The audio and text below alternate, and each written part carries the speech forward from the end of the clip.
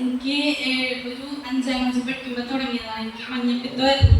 മഞ്ഞപ്പിത്തം വന്നിട്ട് എന്താണ് എനിക്ക് ആ ടൈമിലൊന്നും എനിക്കറിയാൻ പാടില്ലായിരുന്നു, എന്താ സംഭവം ഒന്നും എനിക്കറിയാൻ പാടില്ലായിരുന്നു. പപ്പ ഇങ്ങനെ സ്കാൻ റിപ്പോർട്ട് വന്നപ്പോഴത്തേക്കും ആദ്യമായിട്ട് എൻ്റെ പപ്പ എൻ്റെ കണ്ണ് നിറയണം ഞങ്ങൾ.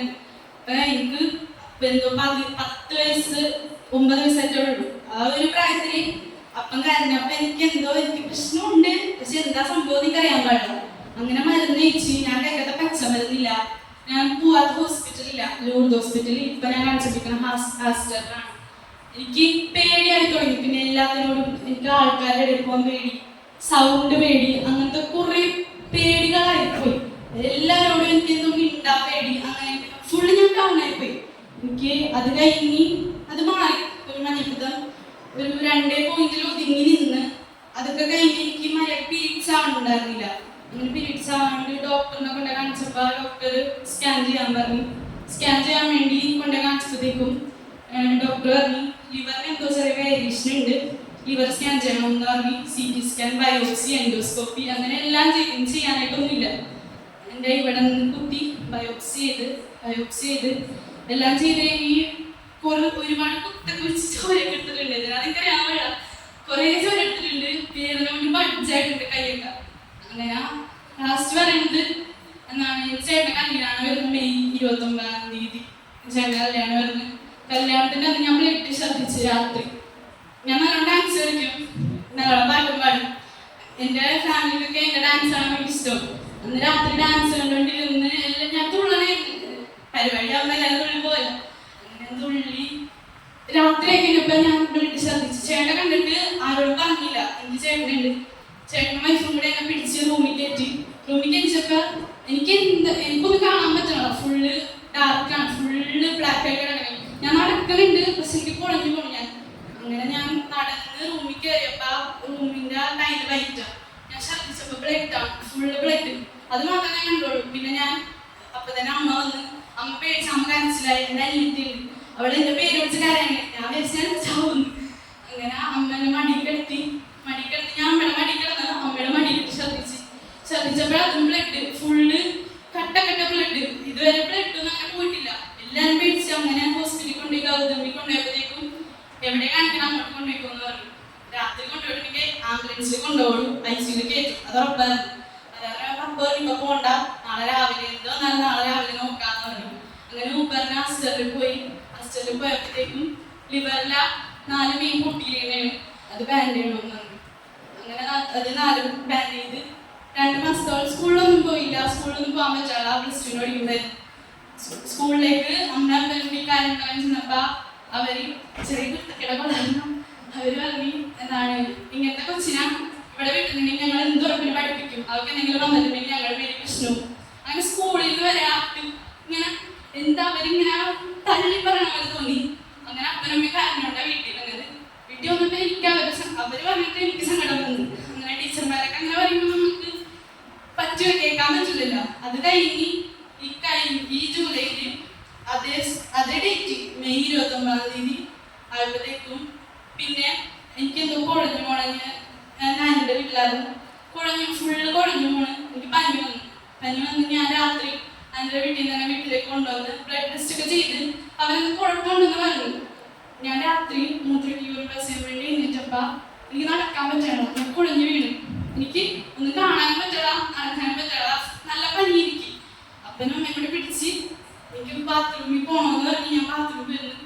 ഒരു പാസേജ് കഴിഞ്ഞ് രാവിലെ ഹോസ്പിറ്റലിൽ പോയപ്പോഴത്തേക്കും ഹീമോഗ്ലോബിൻ 2 ഉള്ളൂ. സാധാരണ ഒരു മനുഷ്യശരീരത്തിൽ ഹീമോഗ്ലോബിൻ വേണ്ടത് 12-8 വേണം. എനിക്ക് ആ ഹീമോഗ്ലോബിൻ 2 ഉള്ളൂ. ഡോക്ടർ പറഞ്ഞു ഇങ്ങനെ കൊച്ചിനെ കൊണ്ടുവന്ന് ഈ കൊച്ചിനെ കിട്ടൂലായിരുന്നു, നിങ്ങൾ എന്താണ് ഈ രോഗത്തിന് എത്ര സീരിയസ് ആയിട്ട് എടുത്തിട്ടില്ല എന്ന് ചോദിച്ചു.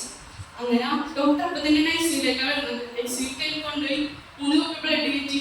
3 കുപ്പി ബ്ലഡും കയറ്റി കഴിഞ്ഞ് അത് ബ്ലഡ് കയറ്റുമ്പോൾ എനിക്ക് ബ്ലഡ് വെക്കുന്നുണ്ട്, പക്ഷേ ബ്ലഡ് കയറ്റാണ്ടിരിക്കുമ്പോൾ അത് അങ്ങനെ പറഞ്ഞു. ഒരു 7 വന്ന സാധനം പിന്നെ എനിക്ക് 5 ബ്ലഡ് കയറ്റാണ്ട് 5 പോയി. അങ്ങനെ എനിക്ക് രാത്രി ഭയങ്കര ഇഷ്ടം എന്ന് വെച്ചാൽ കരച്ചിലുണ്ടോ ഭയങ്കര ഇഷ്ടമാണ്. അല്ലാത്തൊക്കെ പേടിയാണ്, ഇരുട്ടൊക്കെ ഭയങ്കര പേടിയാണ്. ഞാൻ രാത്രിയാണ് ഇതും കരയാ, അല്ലെങ്കിൽ സങ്കടം വരുമ്പോൾ അപ്പോഴും നമ്മുടെ മുത്തശ്ശി കരയാൻ പറ്റില്ല. കാരണം ഞാൻ കരഞ്ഞിട്ടുണ്ടെങ്കിൽ പപ്പ ചെയ്യില്ല. ഒന്നെങ്കിൽ ഞാൻ ബാത്റൂമിലേക്ക് ഓടും. അപ്പൊ മുദ്രയ്ക്ക് മുട്ടെന്ന് പറയുമ്പോ അവർക്ക് സംശയം പോയാലും കുഴപ്പമില്ലാന്ന് വെച്ച് ഞാൻ ഓടും. അല്ലെങ്കിൽ രാത്രി ആരും അല്ലെങ്കിൽ ഞാൻ റൂമിൽ അങ്ങനെ കരഞ്ഞോണ്ടിരിക്കുന്ന സമയത്ത് ഇന്നലെ ദർശനം എനിക്ക് കിട്ടിയതാണ്. ഞാൻ ഇങ്ങനെ കരഞ്ഞോണ്ടിരിക്കണേ. അപ്പൊ വീട്ടിലേക്ക് ഇങ്ങനെ ഈശോനായിട്ട് കാണാൻ പറഞ്ഞപ്പോഴത്തേക്കും ഞാൻ കണ്ടതാണ് ഈശോയും മാതാവസിക്കാരും കൂടി ഇങ്ങനെ വന്നെയാണ് എൻ്റെ വീട്ടിലേക്ക്. ഞങ്ങൾ സൈഡിൽ തോടുണ്ട്, തോടിൽ വഞ്ചി പോലെ വന്നിട്ട് വീടിൻ്റെ ഉള്ളിൽ കയറി. എല്ലാ റൂമിലും എൻ്റെ ചേട്ടൻ തിരിച്ചു കിടക്കുന്ന റൂമ് അപ്പൂപ്പനെ തൊട്ടിൽ അമ്മമ്മയും കേട്ട എൻ്റെ വീട്ടിൽ അമ്മമ്മേനെ തൊട്ടില്ല ബാക്കി എല്ലാവരും അപ്പൻ്റെ അമ്മയുടെ നെച്ചിൽ മുത്തം കൊടുത്ത്. എന്നിട്ട് ഞാൻ കിടക്കുന്ന റൂമിലേക്ക് വന്നിട്ട് എൻ്റെ തോളത്ത് എൻ്റെ ഈശ്വര തോളത്ത് എൻ്റെ തലയിങ്ങനെ വെച്ച് ഞാൻ കിടക്കണേ. എൻ്റെ മാതാവ് സിദ്ധാവ് വന്നിട്ട് നീ ഇതിനെ വിഷമിക്കണം, നിനക്കൊന്നുമില്ല, നിനക്ക് നിന്റെ അസുഖം ഞാൻ കാണുന്നിരിക്കണം, നിനക്കൊന്നുമില്ല, ഡോക്ടർ വരെ അതിൽപ്പെട്ട രീതിയിൽ നിനക്കൊന്നും ഉണ്ടാവില്ല എന്നുള്ള ഇതാണ് എനിക്ക് വന്നത്. അതുപോലെ ഞാൻ എൻ്റെ ഫുള്ള് ചങ്ങല, നമ്മുടെ ഇരുമ്പിൻ്റെ ചങ്ങലയില്ലേ, അതുകൊണ്ട് എന്നെ കെട്ടിയിട്ടേക്കണേ. അപ്പൊ മാതാവും ഈശ്വരും കൂടെ വന്നിട്ട് മാതാവ് ആദ്യം വന്നിട്ട് ഞാൻ എൻ്റെ തലയിങ്ങനെ കുമ്പിട്ട് കരയണേ. അപ്പൊ എൻ്റെ തലയിങ്ങനെ പൊക്കിയിട്ട് എൻ്റെ ഇങ്ങനെ ഹൃദയത്തിൽ ഇങ്ങനെ തൊടുമ്പോഴത്തേക്കും ആ ചങ്ങല മുല്ലപ്പായിട്ട് മാറുന്നുണ്ട്. വന്നിട്ട് ഈശ്വരന് മുൾമുടി ഊരിയിട്ട് എൻ്റെ തലയിലേക്ക് അത് തൊട്ട് വെക്കുമ്പോ മുല്ലപ്പൂ എൻ്റെ തലയിൽ ഇങ്ങനെ വെച്ചാൽ എനിക്ക് തോന്നി. ഞാൻ അവിടെ ഇരിക്കുമ്പോൾ എനിക്ക് മുല്ലപ്പൂവിൻ്റെ സ്മെല്ല് നല്ലോണം കിട്ടി. പിന്നെ ഞാൻ ഇരുന്നപ്പോ എൻ്റെ ഷോൾഡർ ബ്ലഡ് അവിടെ നമുക്ക് മുഖം ഫുള്ള് എണ്ണ കൊണ്ട് തുടക്കൂലേ, എണ്ണമയ ഫുള്ള് നമ്മ ഇങ്ങനെ മൂത്ത് എണ്ണ വെക്കുമ്പോ ഫീൽ ചെയ്യും. അതുപോലെ എനിക്ക് തോന്നി. ഞാൻ മമ്മിനെ തൊട്ട് കാണിച്ച് മമ്മി നോക്കിയെന്ന് പറഞ്ഞപ്പോ മമ്മിയൊക്കെ കിഴക്ക് തുടക്കില്ല, എനിക്ക് ഫുള്ള് എണ്ണമയം തോന്നി.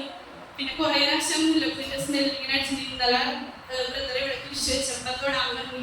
തൊടുമ്പോഴത്തേക്കും ഞാൻ തൊട്ടപ്പോ ഫുള്ള് കുളിരണേ. പിന്നെ ഞാൻ കൈ എടുത്തപ്പോ കൈ ഇങ്ങനെ കിടന്ന് വരക്കായിരുന്നു. എന്റെ എല്ലാം അടിച്ചിട്ടുണ്ട്.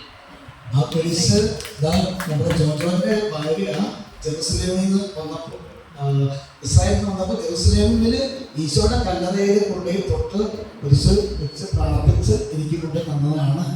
ആ കുരിശാണ് ഇന്നലെ നിങ്ങൾ തൊടുമ്പോൾ ഉണ്ടാകുന്ന ഈ അത്ഭുതങ്ങൾ. നമ്മൾ ആ രണ്ടുപേരും പാടിക്കും ഇഷ്ടമുള്ളൊരു പാട്ട്.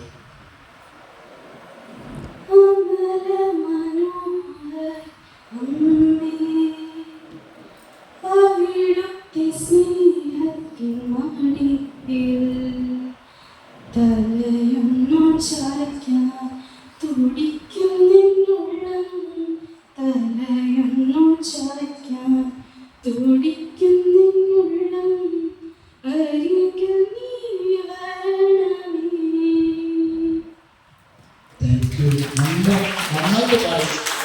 ഈ കൊച്ചിന് വേണ്ടി എന്നും പ്രാർത്ഥിക്കണം. അവൾ മൂക്കുത്തിയൊക്കെ എടുത്ത് കളഞ്ഞ് ഇനി ഈശോയുടെ പ്രേക്ഷിതയാണ്. കൊച്ചിന്റെ പേരെന്താ സിനി? ഏഞ്ചൽ. ഇനി അടുത്ത ധ്യാനത്തിനും ഇവിടെ വരണം. ഇവിടെ വരിക. ധ്യാനം കൂടാനല്ല, വേറെ പണിയുണ്ട് കേട്ടോ.